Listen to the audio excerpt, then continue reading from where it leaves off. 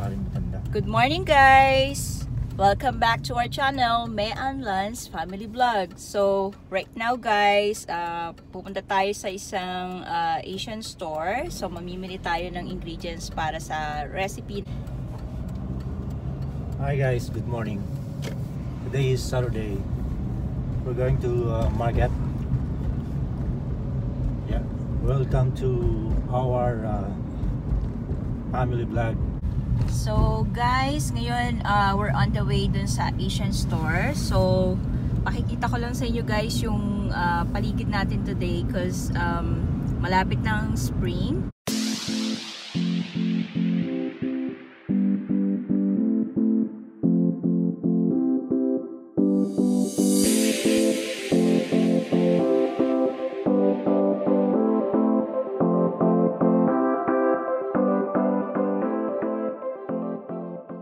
So, nandito na tayo sa store. So, bibili na tayo guys ng ingredients natin para sa ating lulutuin for today. So, kadarating lang namin guys, galing kami dun sa Asian store tsaka sa isa pang store para bumili ng ingredients para sa lulutuin natin today. And pakikita ko sa inyo guys kung ano yung pinamili namin today. So, ito siya guys. Medyo marami siya guys. Ayan. So, papakita ko sa inyo, i-haul natin kung ano yung mga pinamili natin sa stores kanina. So, ito guys. Alam ko familiar kayo dito, UFC ketchup. So, gagamitin natin siya mamaya para sa recipe gagawin natin. So, bumili kami guys ng dalawa. And then, meron tayo guys dito na sesame seed. Ito naman gagamitin ko sa susunod nating recipe na gagawin. Then, bumili rin ako guys ng dalawang glutinous powder, rice flour. So, ito rin kasama dun sa gagawin natin sa susunod na vlog. Then, bumili rin tayo ng all-purpose cream. Dalawa binili natin guys para din sa isa pa nating recipe. Actually guys, dalawa yung gagawin nating recipe for today. So, madali lang siya guys. And pakikita ko sa inyo yung sikreto ng aking recipe. Bakit gustong-gusto nila yung nire-request sa akin. Bumili rin tayo ng salted egg guys. So, cooked salted duck egg. So, ito guys, masarap siya. Ito yung salted egg na nakita ko dito sa Canada. Nakamukha nung salted egg natin sa Philippines. Yung sinasabi nilang may oil. So, ang sarap niya guys. Kaya lang medyo maalat siya. Tsaka wala siyang color. Hindi siya color red. Kasi sa atin itlog na pula yung tawag. Dito kasi salted egg lang siya. So, white lang yung labas niya. Pero yung inside niya guys, super oily talaga. So, hoping na matikman nyo rin to guys. And then, bumili rin tayo ng konting stocks. Ito guys, favorite ko to. Ito yung cheese ring. So, naka-sale siya ngayon. Kaya bumili tayo ng medyo marami. Bumili tayo ng 5 guys. Kasi favorite ko nga siya. And then, meron pa tayong binili guys dito. So, ito guys, bumili tayo ng spaghetti sauce. The sweet and style spaghetti sauce. SW yung tatak niya guys. So, hindi ko pa ito natitikman guys. Pero, try natin mamaya. Kasama rin to dun sa ingredients na lulutuin ko for today. And then we have, bumili rin tayo ng condensed milk. Tabi lang muna natin to guys. Condensed milk guys. Bumili tayo ng dalawa. Ito rin, ingredients din siya sa gagawin natin today.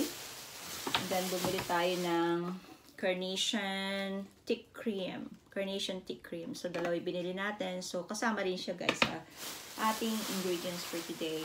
Bumili lang tayo niyan.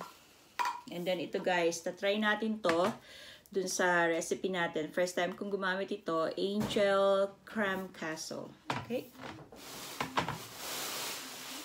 And then guys, bumili tayo ng ito yung pinaka main ingredient natin dun sa ating gagawin. So, medyo mahal to guys dito. So, konti lang binili namin. Ito yung ripe na mango. So, gagamitin natin to guys later. Graham honey crackers. So, ito, gagawin din natin to. Part din siya nung ating recipe for this day. So later, and then yung macaroni noodles natin, guys. So siguro may idea na kayo, guys, kung ano yung gagawin nating recipe. And see you later. Bye! Guys, mayroon na naman akong i-share na isang recipe. Ito ay highly requested din ng one of my co-workers back in the Philippines. And ito yung madalas nilang nire-request sa akin kung kailan daw ako uli gagawa ng mango float. So, ito guys yung ingredients natin. 4 mangoes, ripe mangoes. So, in-slice lang natin. So, pinil off natin. Then, in-slice natin ng into strips. And then, meron tayong graham crackers. So, ito guys, mga 3 to 4 packages ng graham. Meron tayong condensed milk. And then, we have all-purpose cream. Tsaka itong thick cream natin, guys. So, imimix lang natin yung cream. And then, pag na-mix na natin all together, so, i-assemble na natin siya sa ating tray. So, ito na, guys. Sinaling ko lang yung ating condensed milk dito sa ating bowl. And then, lagay lang natin tong ating thick cream. So, ating two cans of thick cream.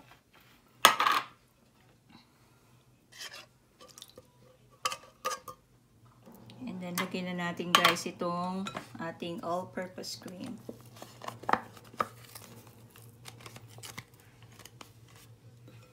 So, mix lang natin ito, guys, hanggang ma-incorporate lahat yung ingredients. So, pwede rin tayong gumamit, guys, ng ating whisk para mas madali siyang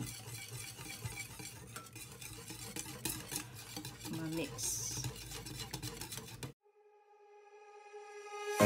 When I walk into the kitchen, you saw the look on my face, you saw the look on my heart to get out of this place. I sensed something I've never seen before. When you put on the pineapple, we couldn't be friends anymore. Pineapple thousand, go on pizza. It's a fruit and you know that. Pineapple doesn't go on pizza. They just don't belong.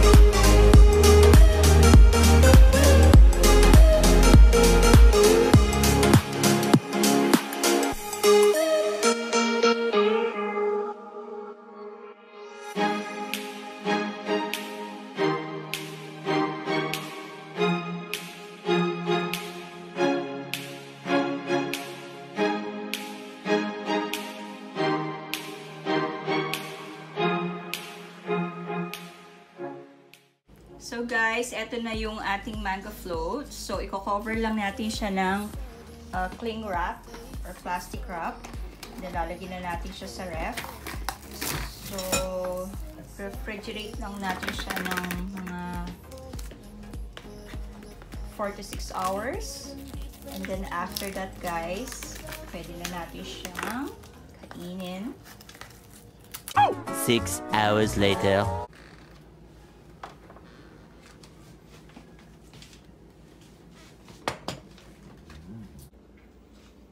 Hi guys! So, eto na yung ating finished product. Eto yung ginawa natin kaninang mango float. So, titikman na natin, guys. And it's Take-A-Man time once again. Take-A-Man time. Okay, Wala so, nang diet nito. So, slice natin.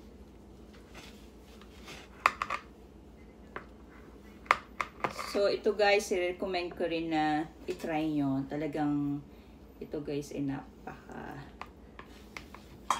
Super. Highly requested to sa akin. So, try nyo. Napaka-easy gawin. Walang ka-hassle-hassle. So, no bake. I-refrigerate lang natin. So, tikman na natin, guys. I'm so excited, guys. So,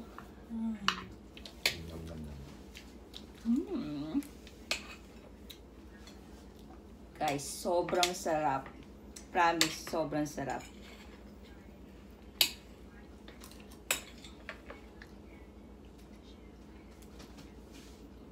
Guys, ang sarap talaga. Daddy, ano masasabi mo? The best. Sarap. Ang sarap, guys. Try nyo talaga to. So, 100%. Hindi ako mapapahiya sa inyo, guys. So, that's it, guys. So, thank you again for watching and thank you for all your support. So, please don't forget to share, like, and subscribe. See you on my next vlog again. Thank you guys for watching. Bye! See you next video, guys. Thank you.